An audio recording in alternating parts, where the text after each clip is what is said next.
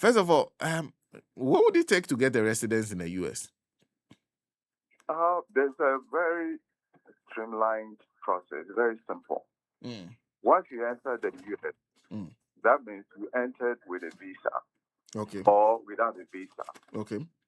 Now, you can use a variety of ways, including if you can invest about 1 million in the US, you can apply for a green card. Green card is the first step. That gives you residency.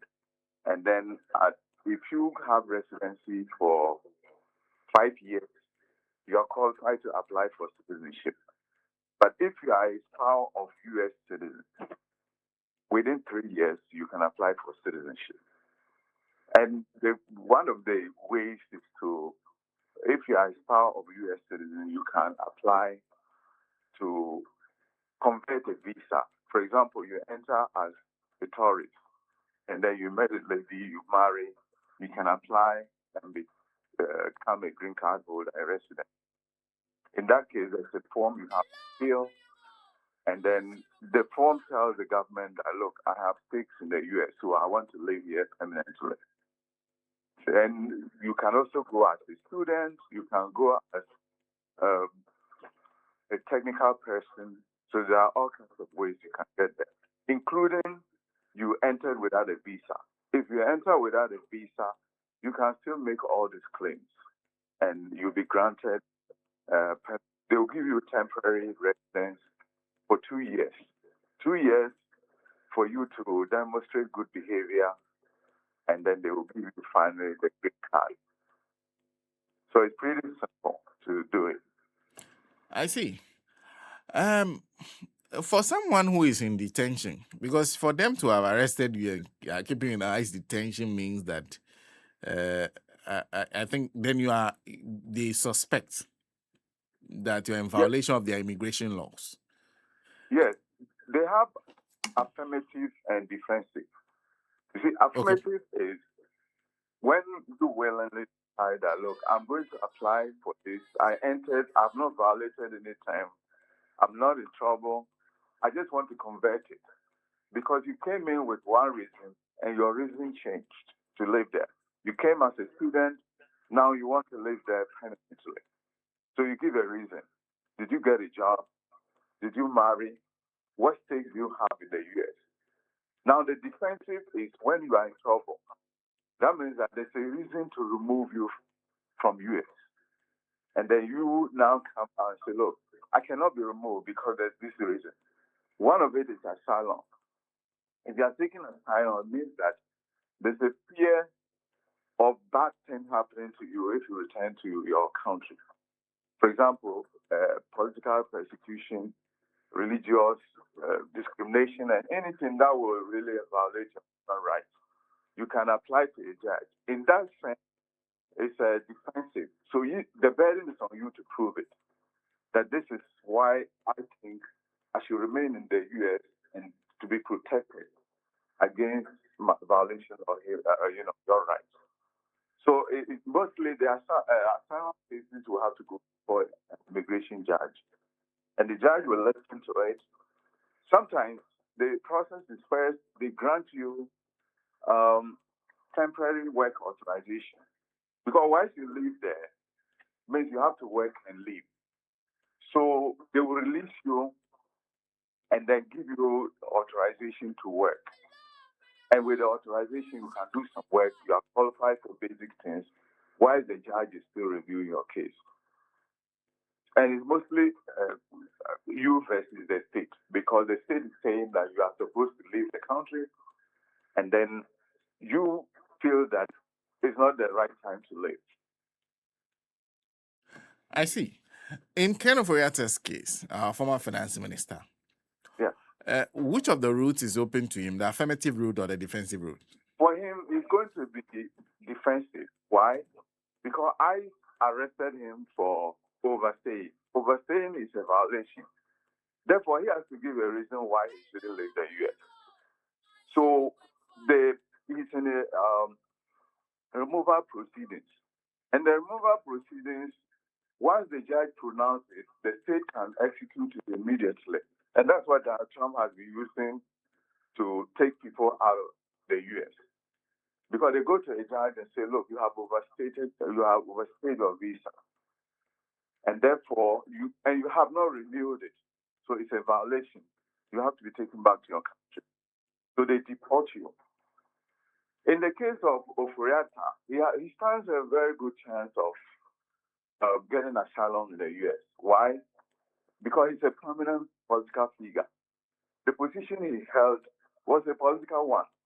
So he goes in and says, look, there's political prosecution. And he can give a lot of examples. They are prosecuting people. Anytime there's a change of government, and they know the weaknesses of our judicial system.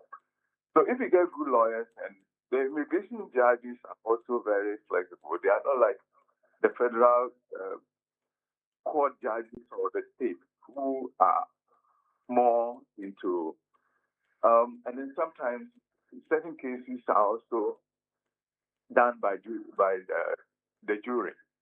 So when it's a jury trial, there's always strict compliance of law. But in the case of asylum, the standard is not too high. So if we can prove that he will be persecuted if he comes back to Ghana, then they can grant him asylum.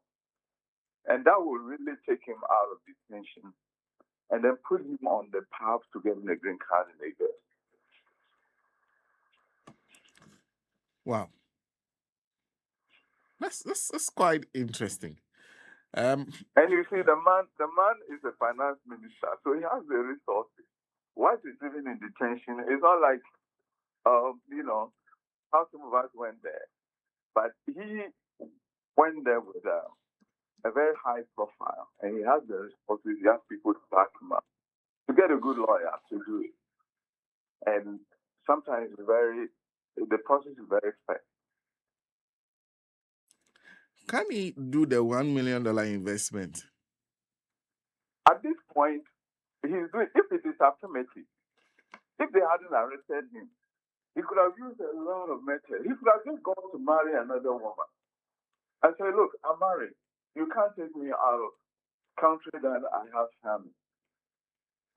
It means that the government cannot force you to divorce your wife or live in a different, not to cohabit with your wife. So he could have done that. Another thing is that he could have gone to enroll in the university. I'm doing PhD. Therefore, I want to stay there. And he could have converted his visa, whichever visa, I don't know. If it is a visitor's visa, they can convert it to student visa. Another thing, he can say, I'm an expert. So because I'm an expert, I'm qualified for what they call the Einstein visa. The Einstein visa is people with very unique skills. US wants to steal skills from everywhere. They say this skill, and then you get an employer. Employer will say, I can't find anybody with this knowledge in the US. Maybe you want to teach someone tree. How do you find Americans to teach the tree? You say, I can't find anybody. So I'm using him to do that. And he says, by virtue of that, I'm qualified to apply to hold the job.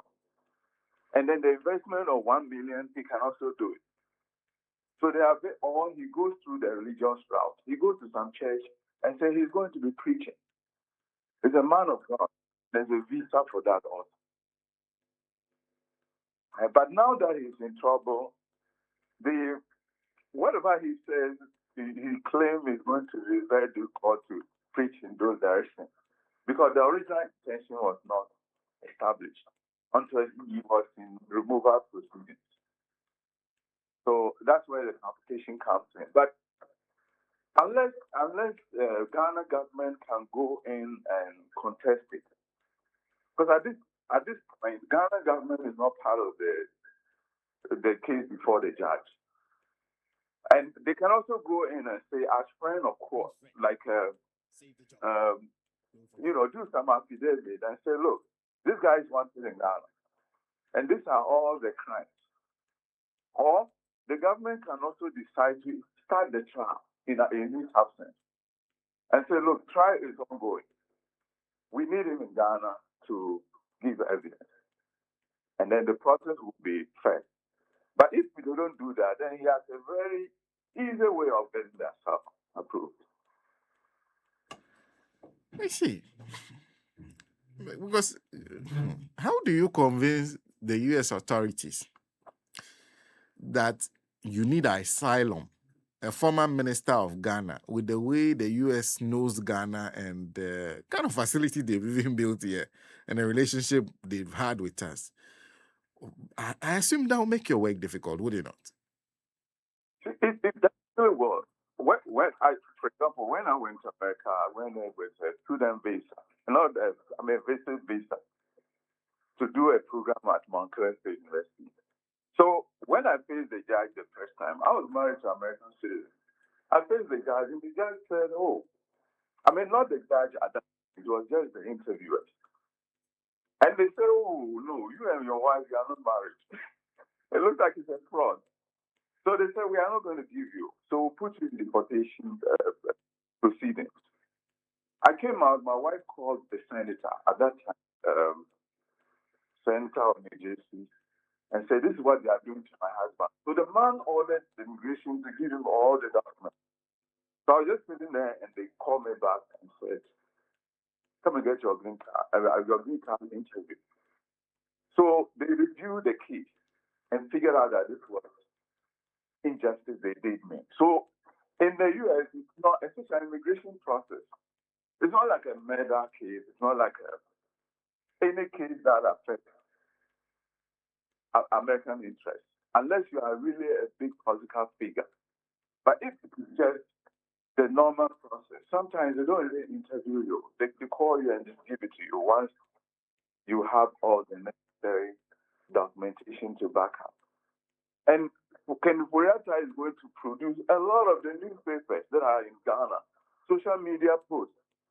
When he comes, we'll do this, we'll do that. So it kind of makes his case very, very easy to prove. And the U.S. system, especially federal system, is very, very fair.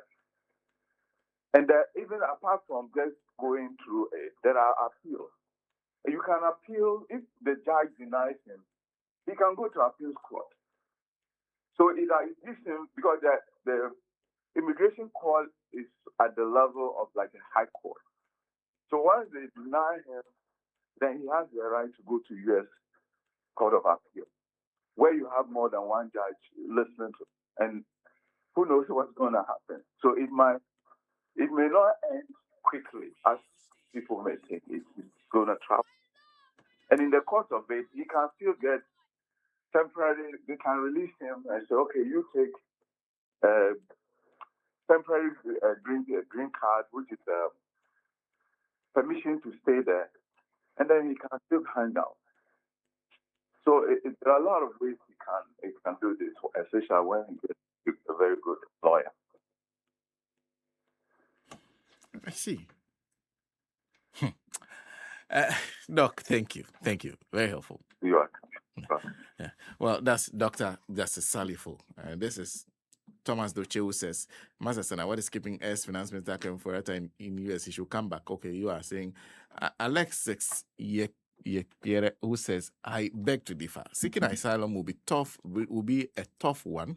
Let me read the seeking asylum will be a tough one for Ken Foriata, considering how his fellow politicians are being treated. The other will equally be tough, as he needs to demonstrate he's a person of good character, which includes prudence in financial or business dealings. I don't know whether you are selling him from the US, because I found out later on that the US and the other jurisdiction are two different things. There's Ambrose Shao is in the UK. Senator, the AG is not serious. He must be fired by the president. I'm surprised as to the SP is taking up all that high profile cases and messing them up. Can you mention any high profile case the AG is prosecuting? None. I don't know what you mean by high profile, but I know AG is prosecuting a couple of cases. One of them is the one against the former boss of the National Signals Bureau. There's also one against the guy who used to head the buffer stock.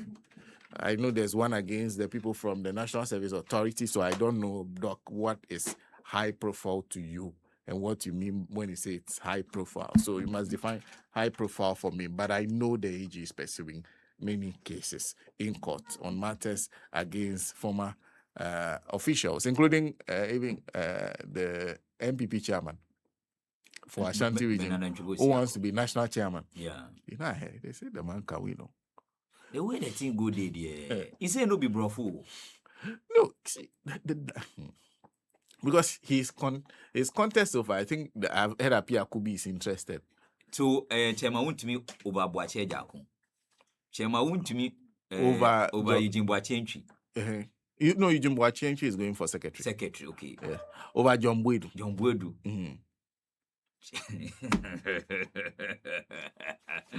Because the flag bearer certainly called him incoming. Incoming, yes. You remember? So we need we grew up and was incoming. Yeah, because the flag bearer was also be thinking which of them will be easier.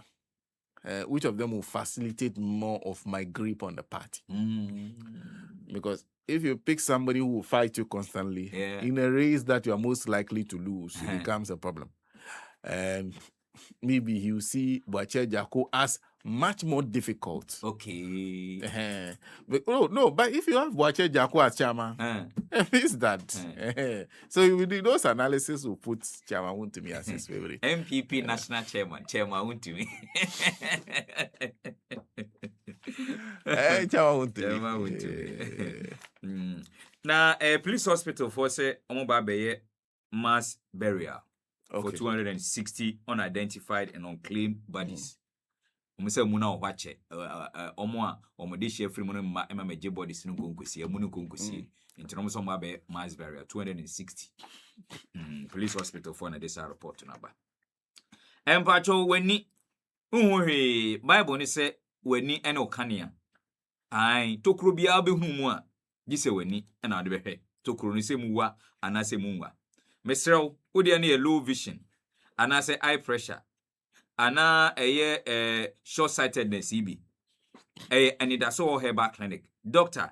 Elder Owusu one na doctor for atwotwoguru omo ho fa oyare ne ko no mo hwe wate ho de oduru a na se nubra ne heba mma enom de adwuma ti be adwuma de afa entin no a na wo hawa wo wani no de afiri wo de ama mesrew ebia na wo so de diabetes stroke enjue yare bi hypertension anase pulse infections headache waist pain ni nyina no anidaso herbal clinic osefo ayare ne bra menhwe sika no enka ha de ohwe anidaso herbal clinic a womo ewo Tabora Alhaji Wolako Junction wa sanso no Kumase so no omo kwada so estate park Takrade so no Port Quarters ben Archbishop Porter Girls obehuom ewo ho ebia person frɛ mpanifo a 055 990 1234 055-990-1234 and I say 059-619-8884 059-619-8884 and it does all herbal clinic